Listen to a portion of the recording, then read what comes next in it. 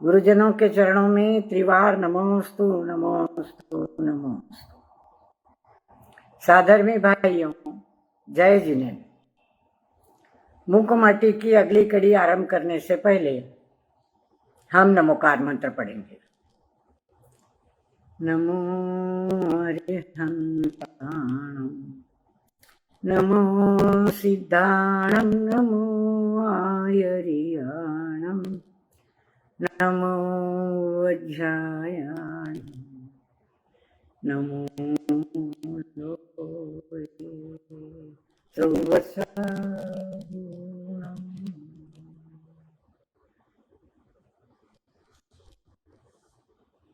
पृष्ठ क्रमांक 94 पर 94 पर हम थे।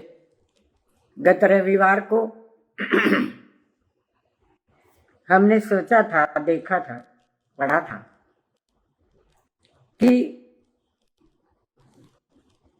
कांटे की स्थिति क्या हो गई।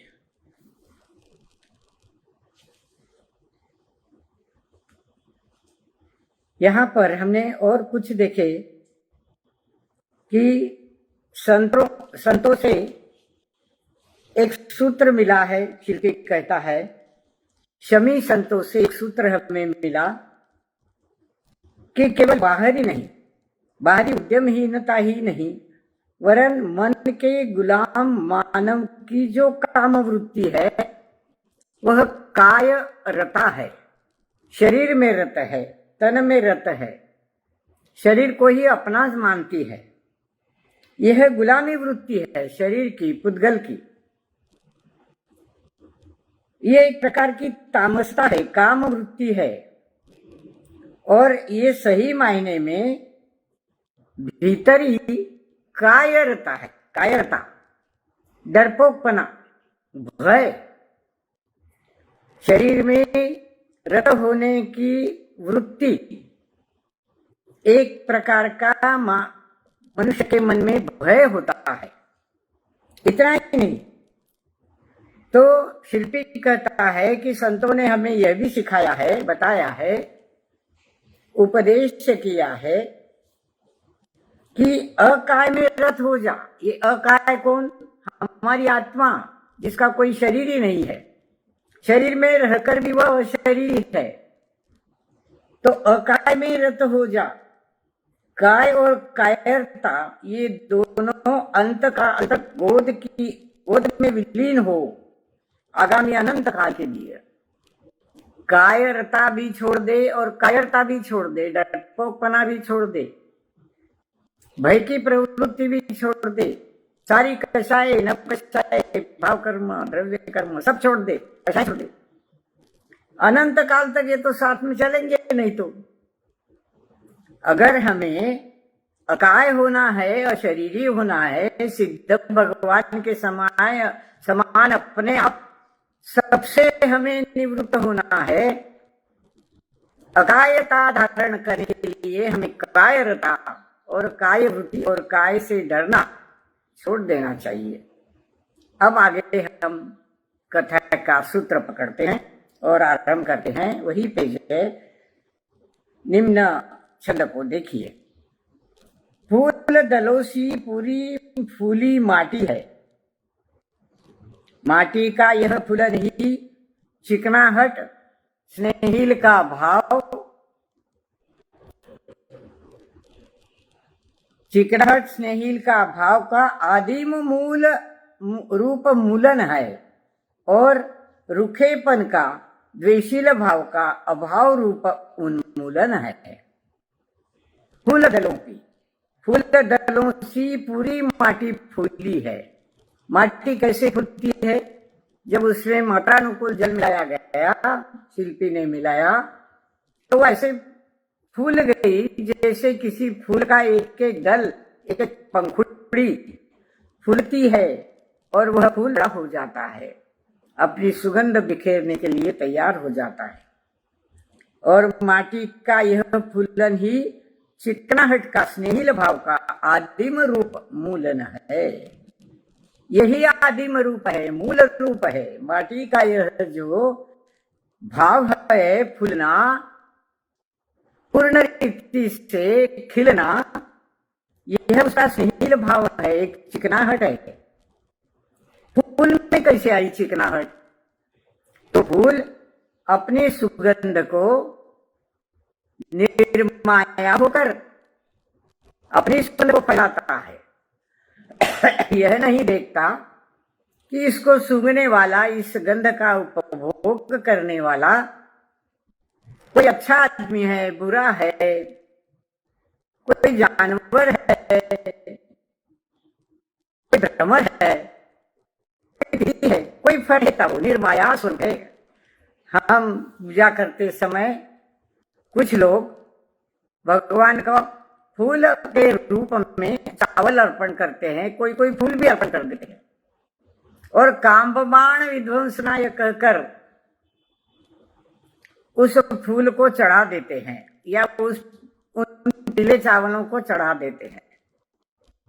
तो यह पुष्प जो है, यह इसका आदिम रूप क्या है, मूल रूप क्या है? चिकनाहट से ही अपना दूसरों को स्नेह देना, ऐसी चिकनाहट उसमें है।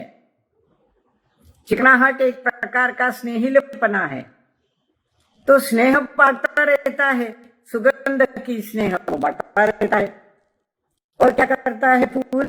रूखेपन का, द्वेषील भाव का अभाव रूप उन्मूलन कर देता है। उसमें कोई रूखापन नहीं रहता, कोई द्वेषील भाव नहीं रहता, कोई माया नहीं, मोह नहीं, ममता नहीं, आसक्ति नहीं, बस अपनी सुगंध को बिखेरता रहता है। यह फूल के स्वभाव के समान ही माटी फूल गई थी। माटी को फूल की उपमा दी है। यह जो गति आई है माटी में, फूलन की गति आई है, माटी ने जो किया वह काय का परिणाम है? अगला प्रश्न देखिए, 96 पृष्ठ 95। जलपान का परिणाम है, परंतु जल धारण की क्षमता कब उभरेगी इसमें? जब माटी में चिकनाहट की प्रगति हो। अनल का पान करेगी यह, और माटी की चिकनाहट को अपनी चूलिका तक पहुंचाने शिल्पी का आना हो रहा है। माटी की यह स्थिति काय का परिणाम है? जलपान का परिणाम है। हम भी जलपान करते हैं, पानी पीते हैं। गर्मी में धूप में से हम घर में आए, पहले पानी पीते हैं, या कोई मेहमान आए तो उसको पानी की, ठंडे पानी की गिलास थमाते हैं, और पानी पीकर, जलपान कर हम अपने आप को एक प्रकार की शांति महसूस करते हैं, जीव में कुछ ठंडक महसूस करते हैं। तो ये सब उसका फूल का स्वभाव, चिकनाहट, स्नेहिलपना, ये सब उस जलपान का परिणाम है जो मात्रानुकूल जल उसमें शिल्पी ने मिलाया था। क्यों? जल धारण की क्षमता कब उभरेगी इसमें? जल धारण की क्षमता माटी में कब उभरती है? जब माटी में चिकनाहट की प्रगति हो और अनल पान का पान करेगी वह। चिकनाहट की प्रगति हो, जब वह माटी अत्यंत मुलायम हो, नरम हो, बिना कंकर वाली हो, तो ऐसी मुलायम माटी चिकनेपन का स्वभाव से होने के कारण उसमें जलपान करने की, जल धारण करने की क्षमता उभरती है।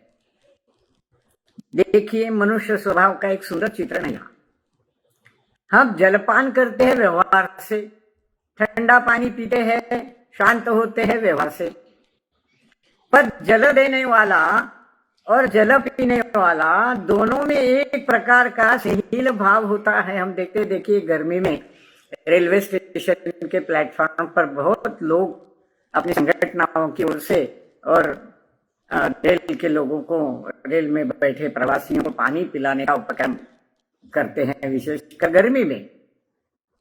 तो पानी देते समय देने वाले को भी सुख और पीने वाले को भी सुख, पीने वाला आशीर्वाद देता है।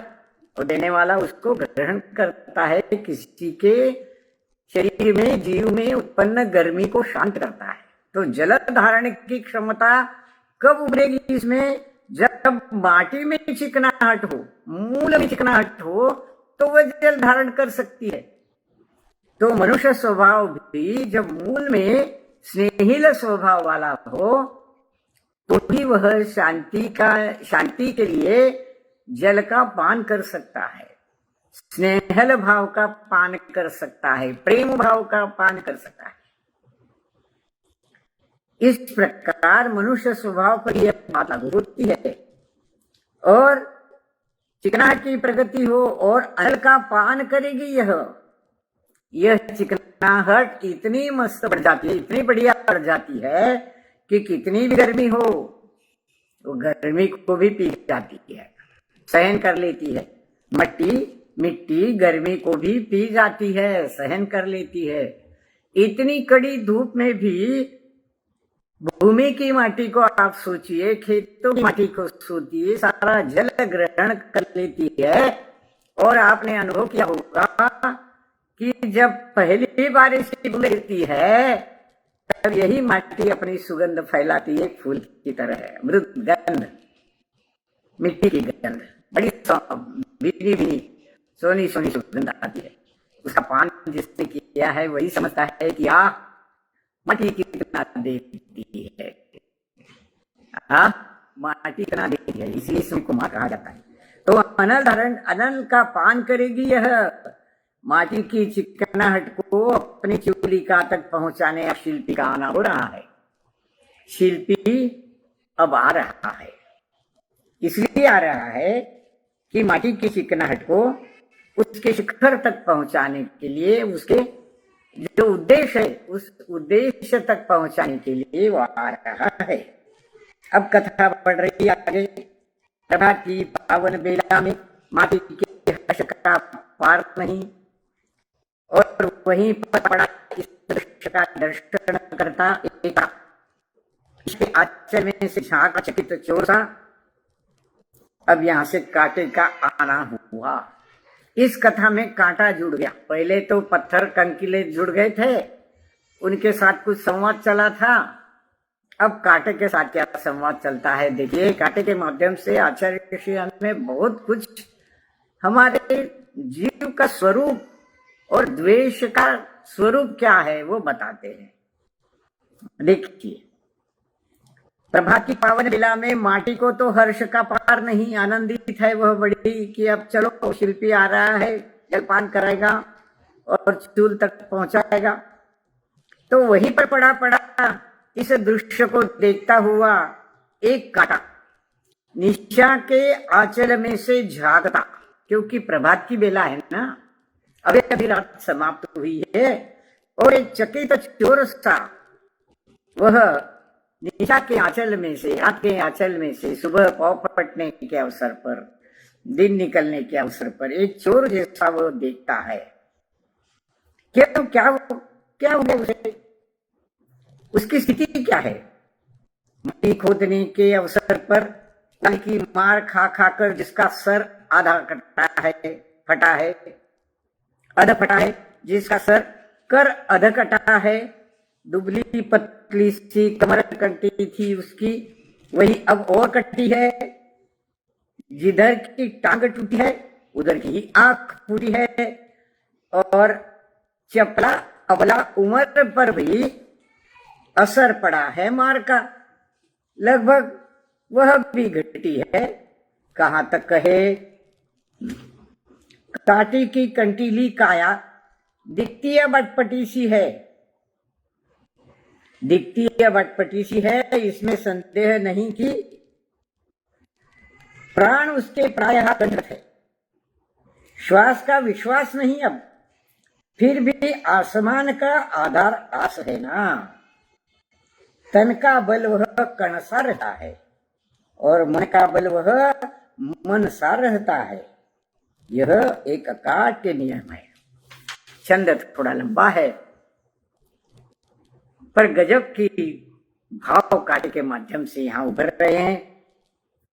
क्या हुआ था? माटी खोदने के अवसर पर कुदली की मार खा खाकर एक कांटा जो जमीन में था उसका सर आधा फट गया कुदली की मार से, और फिर उसका कर हाथ भी आधा कट गया था, और उसकी दुबली पतली जो कमर की कटी थी वह भी और कटी हो गई, मतलब और कट गई, कटी कमर और कटी कट गई, दोनों अर्थ लगते हैं, दो कटी है यहाँ। तो कटी थी उसकी और अब वह और कट गई है और कटी है। जिधर की टांग टूटी थी उधर की आंख टूटी है। और चपला अबला उम्र भी उसकी, उस पर भी असर पड़ा है मार का, वह भी घटी है, उसकी उम्र भी घटी है। कैसी उम्र? चपला अबला सी, जिसमें अब कोई बल नहीं रहा, वह चपला है, चंचल है। उम्र चंचल होती है, शने शने घटती जाती है। बर्थडे बनाने वालों, जिस दिन अपना बर्थडे बनाते हो उस दिन सोचो कि मेरे जीवन का 1 साल कम हो गया, उम्र घट गई। इस घटती उम्र का ख्याल रखकर मेरे हाथ में अब कितनी उम्र बची है इसका शोध करना चाहिए।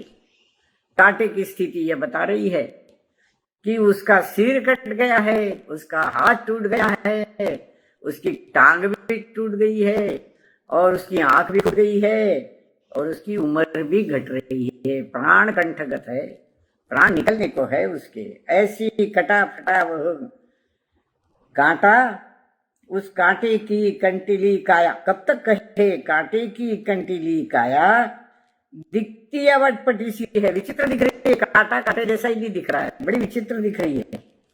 क्या होता है हमारे इस शरीर का? जब हाथ पांव काम नहीं करते, आंखें काम नहीं करती, कान काम नहीं करते, हाथ टूटा है, पैर टूटा है, इस स्थिति में हलन चलन बंद हो जाती है, तो ये काया कैसी लगती है? उस समय विचित्र लगती है, अटपटी सी। सारी सुंदरता शरीर की जाती है। तो इसमें कोई संदेह नहीं कि प्राण उसके प्रायः कंठगत है, बस वह आसन्न मरण है, मरने वाला ही है। ये स्थिति है उसकी। अब उसके श्वास का कोई विश्वास नहीं रहा, फिर भी आस तो है ना। आसमान का आधार आस है, आसमान का आधार आस है। आसमान में पहले जो 2 अक्षर है ना, तो वह है आस। आसमान जैसा विशाल विस्तार, एक द्रव्य जिसका अंत नहीं है, ऐसे आसमान भी अपनी आस पर टिका है, आस पर टिका है। क्या आस है उसकी? कि वह अजीव है, वह कभी मरने वाला नहीं है, वह अमर द्रव्य है। ये आस पर वह टिका हुआ है। हम कहते हैं कि आसमान का कोई आधार नहीं, पर आस का आधार है ना उसे, आशा, बड़ी आशा उसे कि मैं नहीं मरने वाला। तो आसमान का आधार आस है ना। तो कांटे की स्थिति क्या हो गई? तन का बल वह कण सा रहता है और मन का बल वह मन सा रहता है। ये स्थिति हो कांटे जैसी कि सारे हाथ पांव लड़खड़ा गए हैं, आंख फूट गई, टांग टूट गई, फिर भी आसमान की आस जैसी आस है ना अभी उसकी जीवित। अंतिम क्षण तक मनुष्य जीने की आस करता है, ये इसमें से दिखाई दिया मुझे। अंतिम क्षण तक, जब शरीर में कोई बल नहीं रहा, सारे अवयव गत प्राण हो गए, जैसे कंठ सूख गए, और फिर भी आसमान के आस जैसी आस भी बाकी है उसमें। ये तो उदाहरण दिया है, दृष्टांत है आसमान का। तो आस बाकी है उसके मन में। कण भर सी क्यों न हो, पर तन का बल कण सा रहता है, तब भी मन का बल कितना रहता है? एक मन सा। मन किसको कहते हैं? एक तो ये हमारा मन, भाव मन, द्रव्य मन वगैरह हम जो कहते हैं, और दूसरा मन एक वजन का नाप तोल है। कितने शेर पहले जमाने में मन से नाज वगैरह सब चीजें तोली जाती थी, है ना। 40 शेर का एक जैसे मन कहता था, कितना मन धान्य लाया, कितना मन अनाज लाया, ये मन से तुलता था। अब तो किलो से तुलता है। पर कितना मन का बल भी मनो जैसा रहता है, वजनदार होता है। तनका शरीर मिट जाए, टुकड़े टुकड़े हो जाए, पर मन का बल कैसा रहता है? बहुत वजनदार रहता है। मन में ताकत है। शरीर चाहे कितना भी क्षीण हो जाए, प्राण कंठगत आ जाए, फिर भी मन आस नहीं छोड़ता जी की। इतना चिकट है ये मन, इतनी चिकनाहट इसमें, जीने की आशा लगी रहती है उसकी। तो ये मन का बल शरीर के बल से भी अधिक, कितना अधिक है? बहुत अधिक है। मनो अधिक है, यानी इतना वजन है उसमें कि उसकी कोई तुलना नहीं कर सकते। यह काट के नियम है, इसको कोई काट नहीं सका कि मन का बल बहुत होता है। कितने भी टूटे फूटे अवयव सारे शरीर के, पर मन नहीं टूटता। अंतिम क्षणों तक शरीर में जरा सा भी बल हो न हो, पर मन का बल तो मन गिनती रहता है। इतना वजनदार रहता है।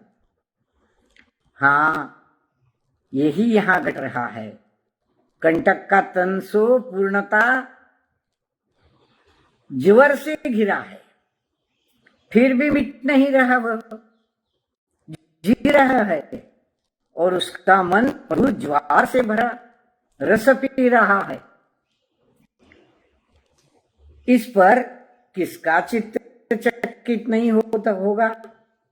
इस विस्मय का कारण भी सुनो। मन को छल का संबल मिला है न, स्वभाव से ही मन चंचल होता है। तथापि अगले पृष्ठ पर देखिए, 97वें पृष्ठ पर, इस मन का छल निश्चल है।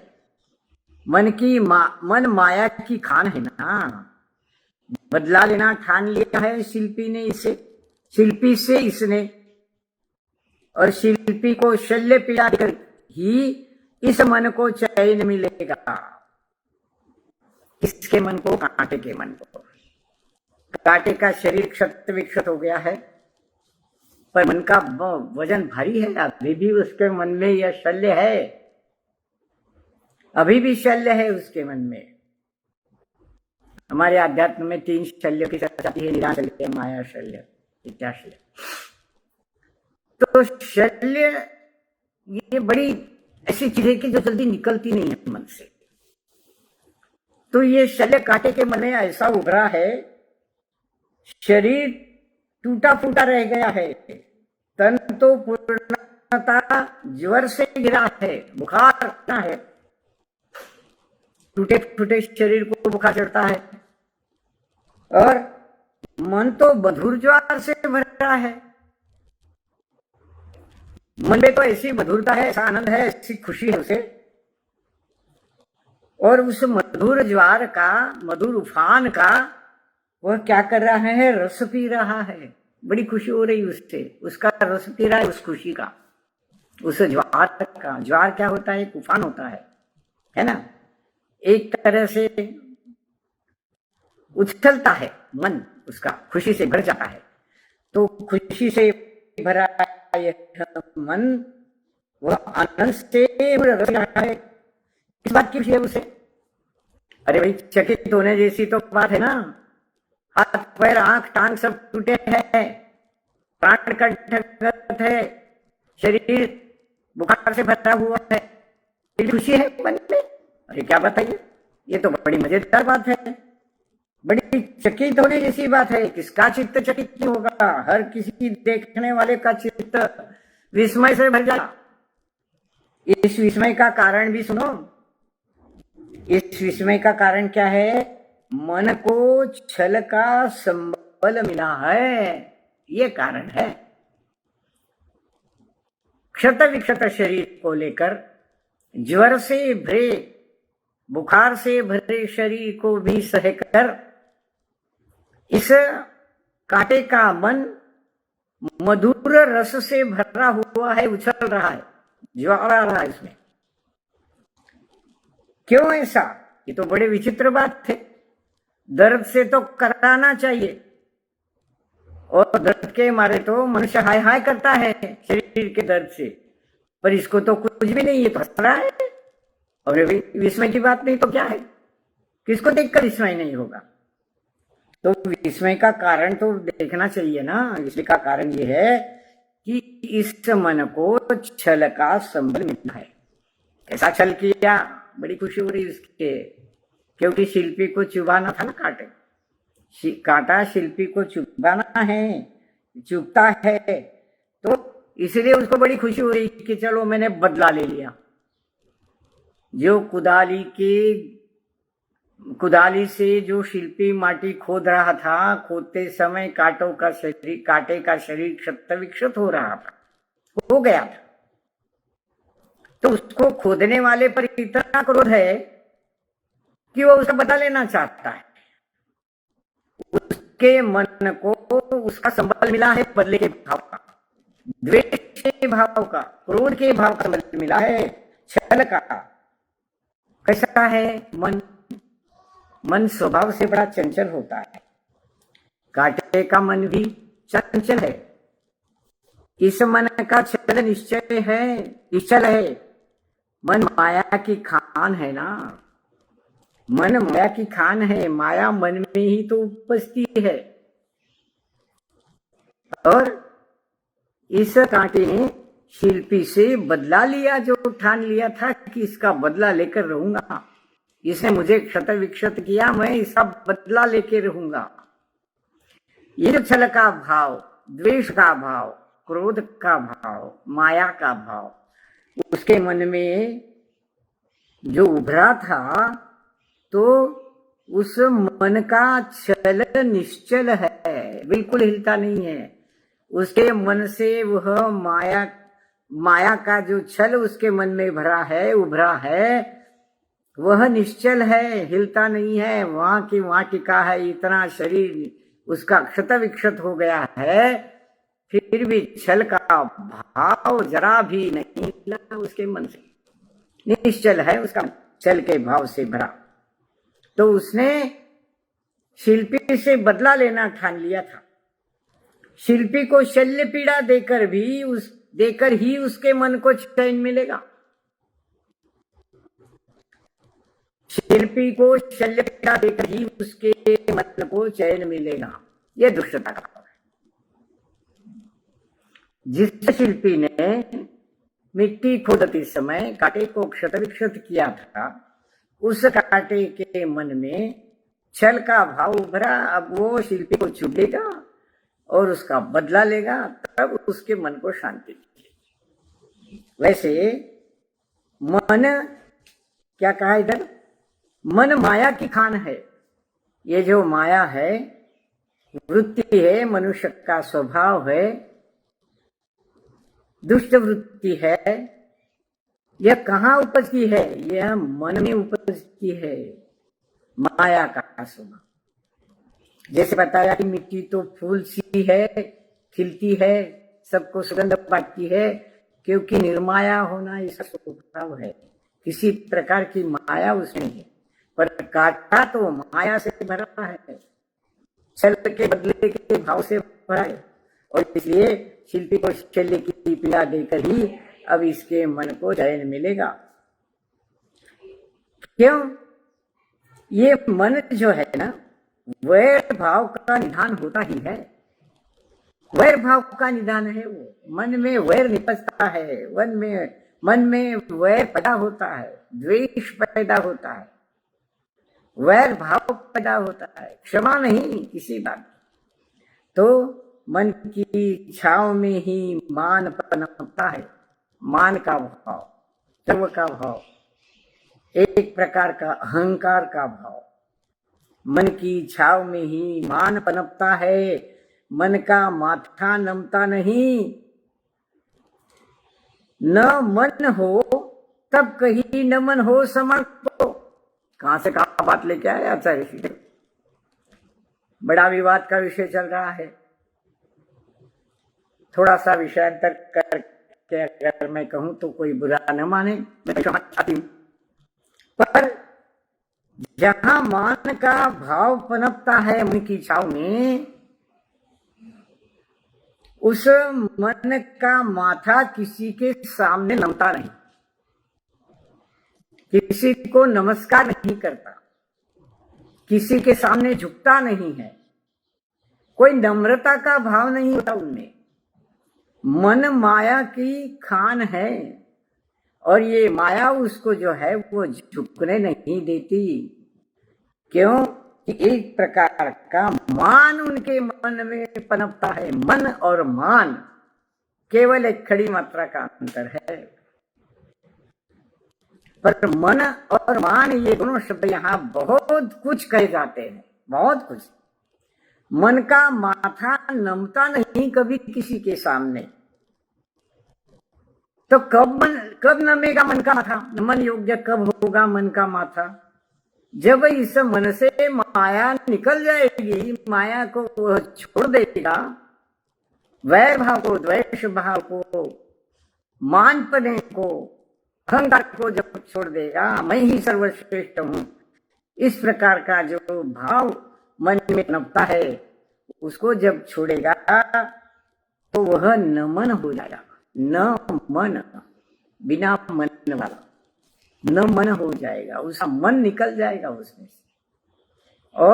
और एक शब्द यहां मुझे याद आ गया, अमन हो जाएगा। अमन किसको कहते? शांति को।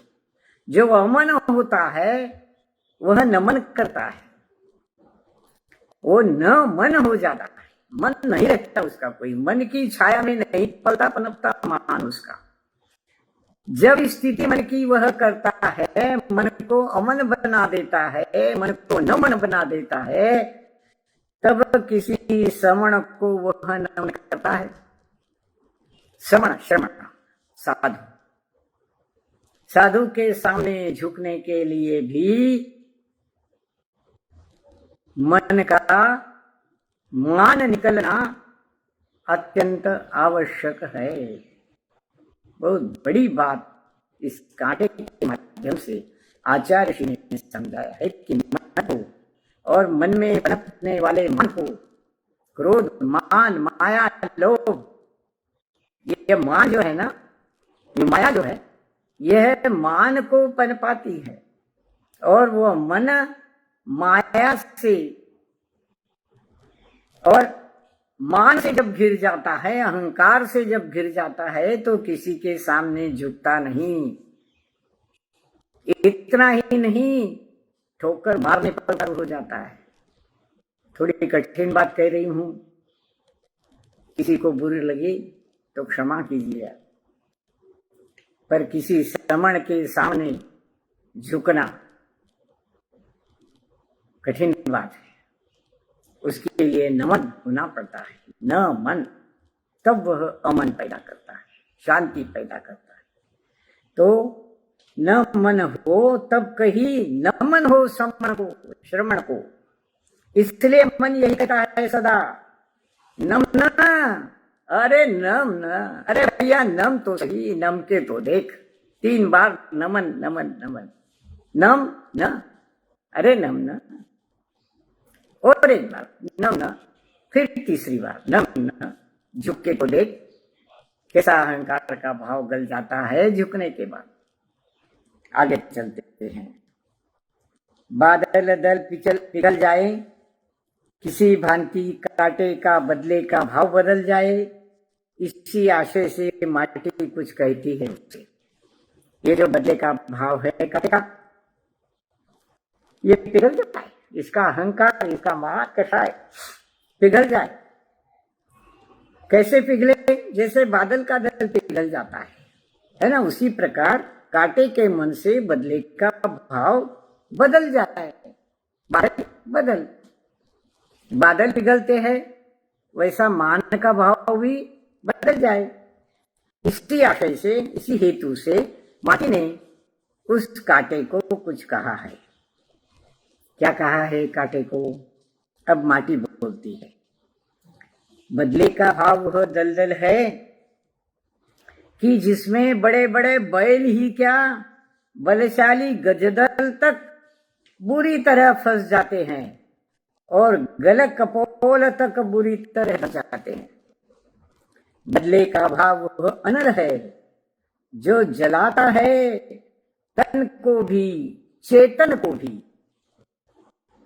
भव भव तक।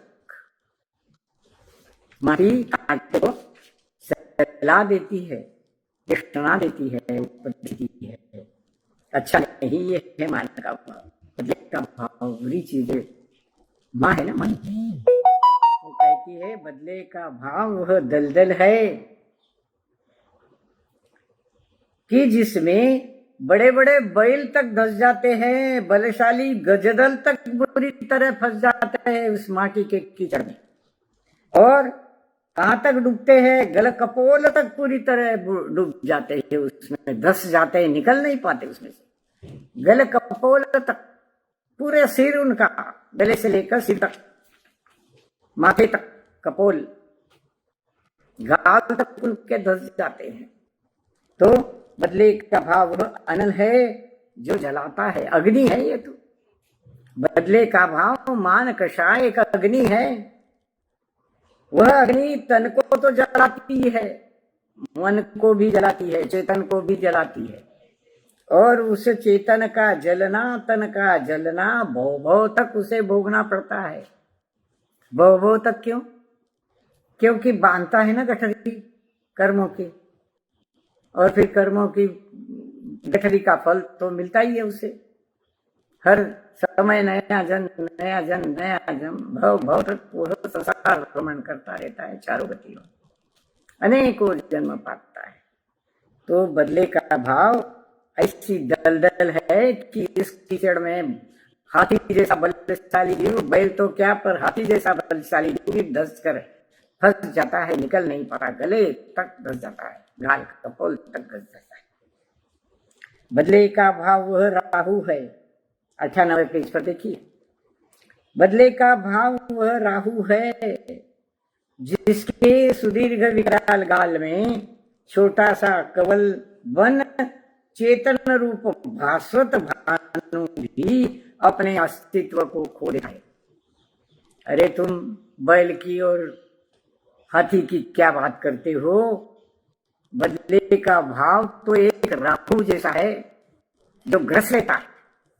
राहु सूरज को तक ग्रसता है, चंद्रमा तो ग्रसता है, जैसे उसके मुख में एक ग्रास जैसा उसको ग्रस लेता है, निकल लेता है।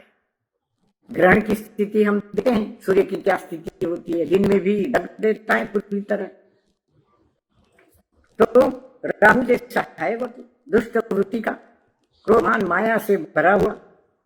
तो छोटा सा घास बनाकर वह सूर्य जैसे चेतन रूप भास्वत भानु को भी, भानु सूर्य भास्वत भानु को भी अपने अस्तित्व में खो देता है, खत्म कर देता है उसको, कुछ क्षण के लिए उसका ग्रास बना लेता है। और सुनो, माटी कहती है कंकर से, कांटे से, माटी कहती है कांटे से, सुनो, बाली से बदला लेना ठान लिया था दशानंद ने। पुराण कथा की भी एक उदाहरण दे देती है उसको।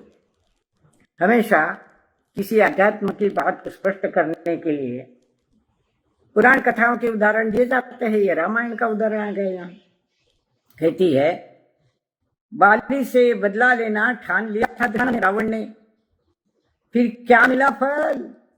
क्या मिला फल? तन का बल मदित हुआ, मन का बल व्यतीत हुआ, और यश का बल पतित हुआ। यही हुआ ना। और क्या हुआ? त्राही मां त्राही मां त्राही मां यूं चिल्लाता हुआ राक्षस की ध्वनि में रुक पड़ा, और उसका नाम रावण पड़ा। दशानन का नाम रावण क्यों पड़ा? क्यों? कि बाली से उसको बदला लेना था। सूर्य बाली की कथा हमने रामायण में पढ़ी है। तो बाली से उसको बदला लेना था, उसने ठान लिया था कि इससे बदला लूंगा। क्या मिला बदले का फल?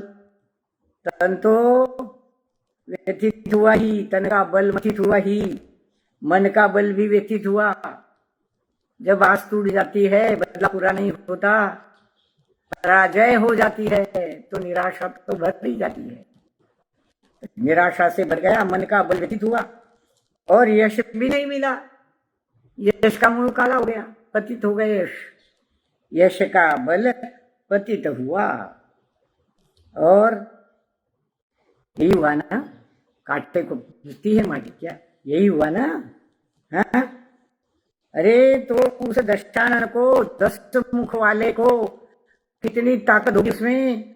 उस ताकतवर व्यक्ति को भी त्राहिमा त्राहिमा त्राहिमा यूं चिल्लाता हुआ राक्षस की ध्वनि में वह रो पड़ा।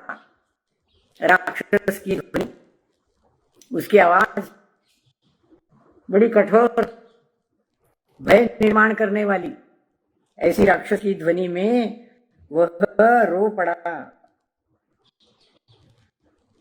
तब उसका नाम रावण पड़ा। तब इसको रोने वाला, पराजय के दुख से रोने वाला रावण है ना। कोई बच्चा जब हमेशा रोता रहता है तो माँ उसको बोलती तो रड़त रहे, यानी हमेशा रोता ही रहता है ना, रोनी सूरत। तो इस प्रकार दशानन का नाम रावण क्यों पड़ा, इस कथा का यहाँ आधार दिया गया है कि उसके तन का बल, उसके मन का बल और अपमान, यश का बल सब व्यतीत हो गए और फिर रोना पड़ा उसको। त्राहिमा त्राहिमा, सब कोई अरे बचाओ बचाओ बचाओ, इस प्रकार की जब आक्रंदन उसको होता है तो रोता तो है वो, दुख तो होता ही है उसे, और फिर वो दुख से रो पड़ता है। तो बड़ी सुंदर बात इसके इस उदाहरण के माध्यम से रावण नाम की जो कथा है कि ये नाम उसको कैसे पड़ा, ये इसमें से निकाली है। काटा कहता है ये भी देखना पड़ेगा। काटा काटा कहता है हाँ हाँ बस बस, अधीश उपदेश से विराम हो माँ, मात्र दृष्टि में मत नाम हो माँ, गुणवत्ता और काम की ओर भी कुछ आयाम हो। अब गुणवत्ता और काम की ओर भी कुछ आयाम हो माँ। माँ के काटा कहता है माँ को, माटी माँ को कि बस वो तो गया उपदेश, सुन लिया सारा मैंने, मात्र दृष्टि में ही मत नाम दो। तुम मुझे काटा है, दुष्ट है, इस प्रकार की एक दृष्टि तुम्हारी बनी है, उसकी तरफ ही देख रही हो। पर मेरे पास भी कुछ गुण है, कुछ अच्छे काम मैं भी करता हूँ, उसकी तरफ तो आयाम दो, उसकी तरफ तो ध्यान दो, वो भी तो देखो कि केवल अवगुणों का ही बखान करती रहोगी, कुछ अच्छे गुणों का भी विचार करो। इस प्रकार काटा माँ माटी को एक प्रकार से आवाहन करता है। यहाँ आक्रमण हो रहा है, वहीं निकट में गुलाब का एक पौधा भी खड़ा है, सुरभि से महकता, और ध्वनि गूंजती है सफेद दलों की ओर से की। वहां पर एक गुलाब का पौधा है और फूल महक रहे हैं, और गुलाब पर कांटे जो होते हैं तो उन कांटों की ध्वनि सतेज होकर शूल दलों की ओर से अपनी सहमति प्रकट करती है, शूल दलों का अपना वह आधार देती है, सहयोग देती है। शूल दल कांटे के पौधे पर के सतेज शूल दल, सतेज क्यों कहा, क्योंकि अभी पौधा जीवित है तो उसके कांटे हरे हरे हैं, तेजवान है, इसलिए सतेज है। और वो शूल दल को क्या कहते हैं, देखते हैं उस शूल दल क्या कहता है। इस बात को हम स्वीकारते हैं, सहमत है वो कांटे के विचार से। कहते हैं इस बात को हम भी स्वीकारते हैं कि दूसरों की पीड़ा शल्य में हम निमित्त है अवश्य, इसी कारण हम शूल है। तथापि सदा हमें शूल के रूप में देखना बड़ी भूल है। कभी कभी शूल भी अधिक कोमल होते हैं फूल से भी। कौन कह रहे हैं? गुलाब के सतेज कांटे कह रहे हैं। कहते हैं ठीक है, दूसरों को पीड़ा देना, शल्य देना, इसमें हम निमित्त बनते हैं अवश्य, और इसी कारण हमें शूल कहा जाता है। जो चुभता है वो शूल है, तो इसीलिए हमें शूल कहा है। तथापि केवल हमें शूल ही समझते रहना, शूल के रूप में ही देखना, बड़ी भूल है ये तो। हम कुछ अच्छा काम करते हैं। कभी कभी शूल भी फूल से अधिक कोमल होते हैं, और कभी कभी फूल भी अधिक कठोर होते हैं शूल से भी। तो ये तो जिसका उसका स्वभाव है। फूल को हमेशा ही मुलायम समझना, स्निग्ध स्नेहिल समझना, और कांटे को हमेशा शल्य देने वाला समझना, ये बड़ी भूल है। कभी कभी कांटे भी फूल से कोमल होते हैं, और कभी कभी फूल भी कांटे से अधिक शल्य देने वाले होते हैं, अधिक कठोर होते हैं। मृदु मासल गाल से हमें छू लेती हैं फूली पुष्पावती पुष्पावली, वह इस कठिन चुभन से उस मृदुता की कली खिल उठती है। देखो कितना चाम करते कांटे। वो कहते हैं कि जब कली होती है ना पौधे पर, गुलाब के पौधे पर जब कली होती है, तो उस कली के मासल गालों से हमें छू लेती हैं फूली पुष्पवती। वह कली कांटों के गालों को छू लेती है, हमें छू लेती है, मतलब कांटों को छू लेती है। तो वह पुष्पवती इस कठिन चुभन से उसकी मृदुता की कली कली खिल उठती है। कली को जब कांटे चुभते हैं तो कली फूल में बदल जाता है, यानी कांटे के स्पर्श से कली खिलती है। और क्या कहा आगे? 100 पेज पर चलिए। कहता है एक अपूर्व सुख शांति संवेदित हो खिलती है उसमें। किसमें? उस फूल में खिलने से, कांटों के चुभन से जो खिलना होता है, उस खिलने में एक अपूर्व सुख शांति का संवेदन उसमें होता है।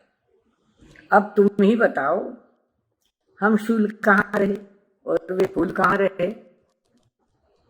अगर हम शूल होते तो हमारे स्पर्श से क्या वे कलियां खिलती? और वो फूल जो थे वो हमारे स्पर्श से क्या दुखी होते? हमारे चुभन से क्या वो रोते? उनको तो इस संवेदन से खुशी हो रही है। तो तुम ही बताओ, हम शूल कहाँ रहे और वे फूल कहाँ रहे? फूल भी बदल गए, शूल भी बदल गए।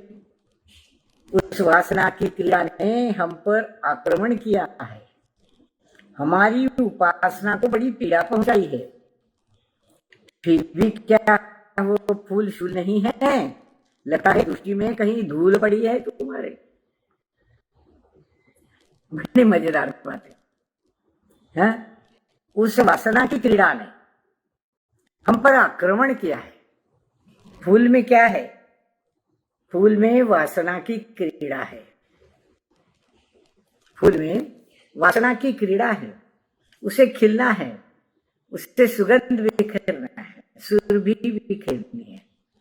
तो कांटे की चुभन से वह खुशी हो रही है, उसको संवेदना, खुशी की संवेदना, आनंद की संवेदना हो रही है। तो क्या उसकी ये वासना नहीं है? कली का खिलना क्या कली की वासना नहीं है? उसको खिलने की वासना हो रही है, और उस खिलने की वासना ने हम पर आक्रमण किया है। हवा के झोंकों से जब डालियां हिलती है तो कांटे कलियों में छुप जाते हैं, और उनकी वासना, कली से फूल बनने की वासना कांटों पर आक्रमण करती है।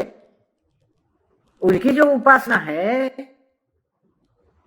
उस उपासना को वो पीड़ा पहुंचाती है। कलियां कांटों की उपासना को पीड़ा पहुंचाती है। कांटे क्या उपासना करते हैं? कांटे पेड़ पर जब लगते हैं, पेटे अपने कांटे होते हैं, उनकी एक उपासना है, पेड़ से लगकर अछूता रहना, किसी को छूने नहीं देना। जो छूने, स्पर्श करे, उससे उस पौधे को बचाना, उस कली को बचाना। इस कार्य में उनकी उपासना जो है वो लगी हुई है। जिस पौधे के तन पर वे कांटे उगते हैं, वे उस पौधे को बचाते हैं, स्पर्शित रखते हैं। ये उनकी उपासना है एक तरह से।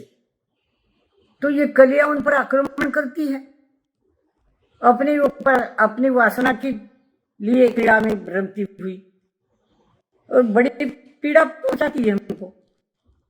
फिर भी क्या वो फूल शूल नहीं है? शूल का ही काम करता है, शूल जैसा। वो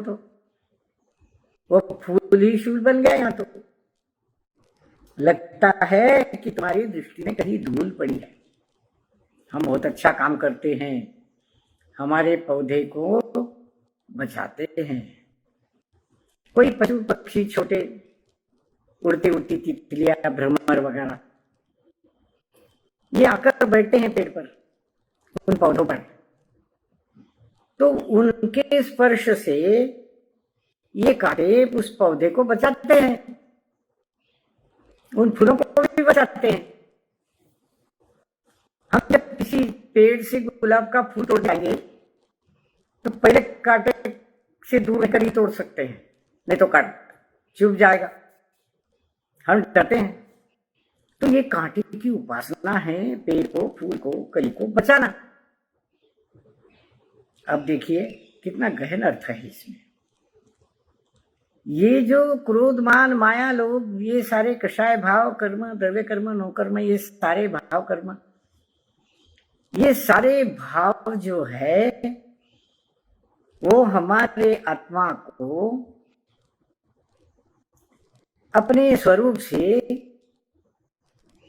स्वभाव से विभावों में ढकेल देते हैं। और एक प्रकार से उनका ये उपकार भी है। कैसे? क्योंकि जीवात्मा तो ज्ञान का ज्योति स्वरूप है ना, चैतन्य स्वरूप है, ज्ञान स्वरूप है।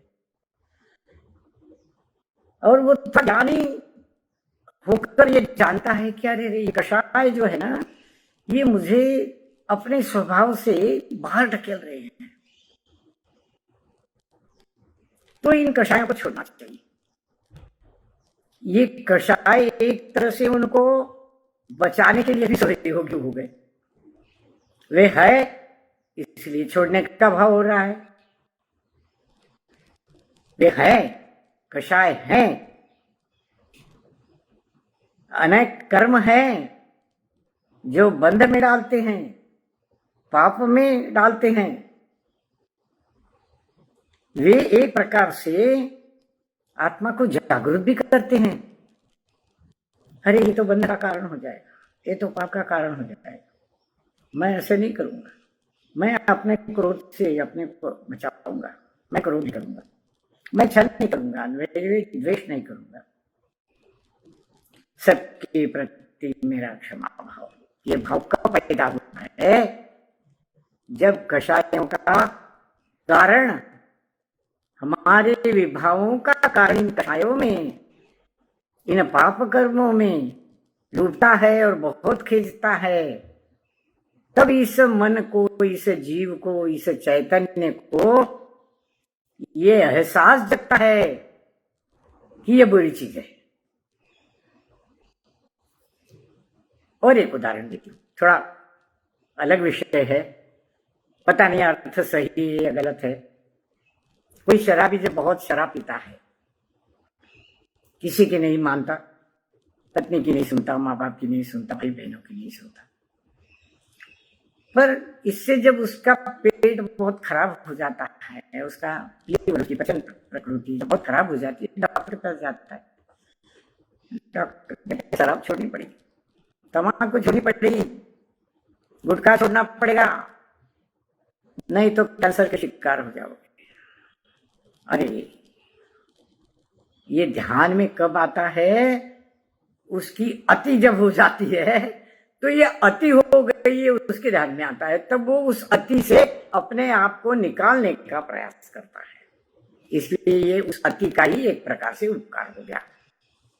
तो इस प्रकार ये गुलाब के कांटे माँ माटी को जवाब दे रहे हैं कि तुम्हारी दृष्टि में कहीं धूल तो नहीं पड़ी, हमें अपने शील स्वभाव से च्युत करने का प्रयास करती है तुम्हारी दृष्टि, और ललित लताएं हमसे आलिपटी है, खुलकर आलिंगित होती है, तथापि हम शीलों की शील छवि विगलित विचलित नहीं होती। हम शीलों की शील छवि विगलित विचलित नहीं होती। हम निश्चल है, हम अपने में दृढ़ है, हमें जो अपना स्वभाव है दूसरों का उपकार करने का, दूसरों पर क्षमा करने का, किसी भी प्रकार के बुरे कर्म से बचने का, बचाने का, ये जो हमारा शील स्वभाव है, तुम हमें कांटे को बुरा कहकर अपने शील स्वभाव से च्युत करती हो, हमें अपने शील स्वभाव से अलग करती हो, तो ये गलत है तुम्हारा। अरे देखो ना, ये ललित लताएं, सुंदर लताएं भी हमसे आकर लिपटती है, कांटेदार पौधों पर चढ़ती है, लिपटती है, खुलकर आलिंगित होती है, पर हम शूल ऐसे हैं, कभी उन सुंदर सुंदर लताओं के स्पर्श से विगलित विचलित नहीं होते, कभी भी हमारा मन उनके आलिंगन से नहीं बदलता, हम अपने दृढ़ स्वभावी है। नौकदार हमारे मुंह पर आकर अपने राग पर राग डालती है, तथापि रागी नहीं बना पाती हमें, वो हमें रागी नहीं बना पाती। नौकदार हमारे मुंह पर आकर अपने राग पर राग डालती है। ये फूल, ये लताएं अपने राग पर राग हम पर छोड़ती है, कटाक्ष छोड़ती है अपनी सुंदरता की, पर हम कभी विचलित नहीं होते, हम रागी नहीं होते, हम पर वे दाग नहीं लगा पाती। जो अपने स्वभाव से ढह जाता है उसके चारित्र में दाग लगता है, उसके चारित्र को वह नष्ट करता है, वह विगलित हो जाता है, विचलित हो जाता है। पर जो अपने शील स्वभाव पर दृढ़ है वह कभी किसी आलिंगन से तक नहीं होता, विचलित नहीं होता। ये शील स्वभाव में दृढ़ रहने का मनुष्य का स्वभाव होना चाहिए। कांटे वो क्या कहते हैं, आशातीत इस नासा तक अपनी सुरभि सुगंध प्रेषित करती रहती, पर क्या इस नासा में वह कहाँ आस जगा पाती। वो लतिकाएं, वो पुष्प, वो कलियां अपने सुगंध से हमें आकर्षित करती रहती है। आशातीत इस नासा तक, इस कांटे की नासा तक, नाक तक वह सुरभि सुगंध प्रेषित करती रहती है, छोड़ती रहती है, देती रहती है, पर क्या इस नासा में वह आस जगा पाती। विगलित विचलित होने की आस व सुगंध हमें नहीं जगा पाती। यहां तक हमने कांटे का, माँ माटी का संवाद पढ़ा, मनुष्य स्वभाव से उसको जोड़ा। ये शील स्वभाव क्या है, ये कषाय क्या है, यह हमें कौन विगलित विचलित कर रहा है, और इस जीव को, इस चैतन्य को, इस चेतना भाव को हमें कैसे शील स्वभाव में स्थिर करना है, इसके सुंदर उदाहरण कुछ पौराणिक कथाओं के माध्यम से, पुष्प के माध्यम से, गुलाब पौधों के माध्यम से, कली फूल के माध्यम से आचार्य ऋषि ने हमारे तक पहुंचाए हैं। हम इस पर चिंतन करें, मनन करें और अपने शील स्वभाव को बनाए रखें। कोई भी कथा, कविता पढ़ते समय उस कथा के आशय को समझकर अपनाना, ये समझ की समझ है, इसको कहते हैं समझना। हम यहाँ रुकते हैं, अगले रविवार को और मिलेंगे। गुरुवरों के चरणों में नमोस्तु नमोस्तु नमोस्तु। साधर्मी जनों, जय जिने, जय जिने, जय जिने। या वाणी के ज्ञान से सूझी लोकालो, सुवाणी मस्तक नमो सदा देत।